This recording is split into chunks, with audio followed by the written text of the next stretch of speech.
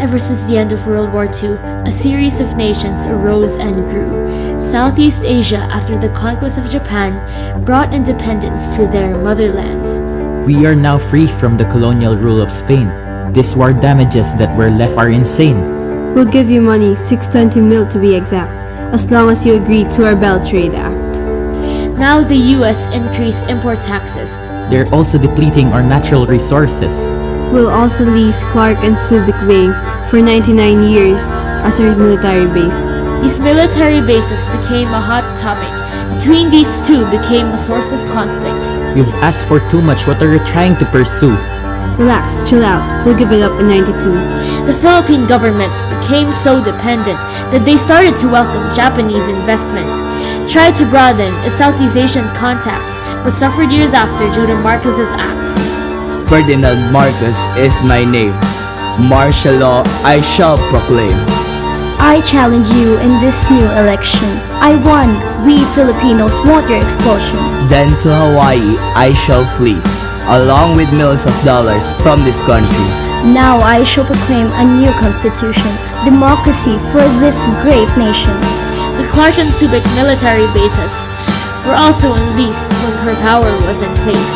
She was then succeeded by Fidel Ramos and had to fight a rebel group called the Moros.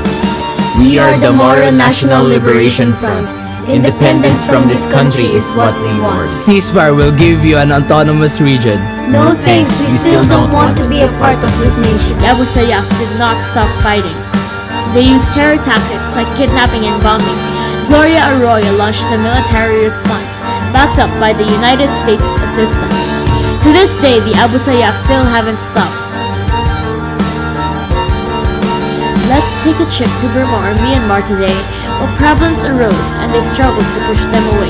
I am General Nguyen and I have come to your rescue. I want Burma to be a social state to save you. Ne Win's plan did not work, sadly. Military just grew repressively. Stepping down in 88, a new leader came home to take his place. I am Aung San Suu Kyi. Democracy is something I stand for. After becoming active in the newly reformed National League for Democracy and Proactive Activities, she was put in house arrest for 6 years. 1990 elections came. Democratic people took their place.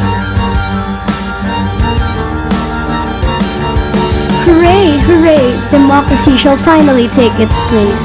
No, it will not, and we refuse to accept the election.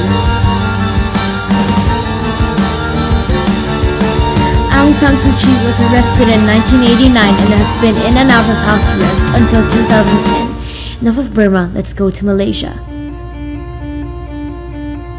Commander, Japan is defeated. Their morale is low and their troops have retreated. Alright. Gather our men. We will take back what is ours from them.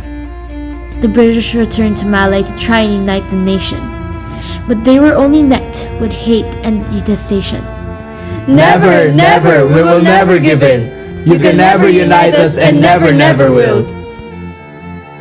So in 1957, officials formed the Federation of Malaya for Singapore, Malay, Sarawak, and Sabah. Singapore was far away, becoming an independent city-state. The rest was known as Malaysia. Singapore became very successful. Reports and banking centers were useful. I am Lee Kuan Yew, Prime Minister of this land. Without me, Singapore would not stand. Japan took Indonesia from the Dutch, but after World War II, they escaped from their clutch. I am Sukarno, your new president. We're free from Japan and our nation will be evident. The Dutch wanted them back but lost hope after Britain and US left them alone. Lifetime president, they all say. Unite the whole Indonesia, I may. 13,000 diverse islands. I shall build into one democratic land. However, Sukarno's efforts were unsuccessful. The country slid downhill rapidly. The economy declined and inflation continued to worsen. Our rebellion is the key to peace. Calm down, comrades, I got this. But first, I want all the power to be mine. Political stability will be seen in no time. General Suharto was soon full power and eventually was elected president. He began a bloodbath in which 500,000 to 1 million Indonesians were killed.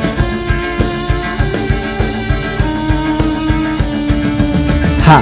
I am now the mighty president. In my reign, martial law will be evident. Indonesia will turn into a police state. Every decision I will dictate. Boo! Your annexation of the East Timor has caused hunger, famine, warfare, and more. Bribery and corruption are now widespread. Financial crises are what we got instead. Growing unrest over government repression and economic crisis prompted Suharto to step down. The country moves slowly towards democracy. I am Megawati Sukarnoputri, eventually elected to presidency. Virtues of democracy shall be hailed. Indonesians, this government should be maintained. Sukarno's daughter was hailed as president. Indonesia's current president still continues to face challenges such as ethnic strife and government corruption. We the East Timorese want our independence back. Indonesian rule only cause our land crack. We're tired of your brutal and selfish rule. We'll gain freedom without using any tool. Indonesian forces had ruled East Timor harshly, which caused independence campaigns in the region. Jose Ramos Horta, one of those campaigners, won the 1996 Nobel Peace Prize for his efforts to gain liberty without violence. Freedom is almost in our hand. No way, we still control your lands. To refugee camps you go. West Timor is where you'll be thrown. These Indonesians are gone. Calm down, the both of you. This shall be handled through. East Timor will gain its freedom. In the United Nations-sponsored referendum, East Timorese still pushed for independence. This angered pro-Indonesian forces and eventually resulted into a bloody rampage. UN intervened and brought peace to the area. East Timor needs my help. As the president, I'll do my best. Jose Ramos Horta won the presidency. He faced the challenges of developing the resources of his young nation. As on the Indian subcontinent, violence and struggle were part of the transition in Southeast Asia from colonies to free nations. It would be the same case for Africa. War is a cowardly escape from the problems of peace.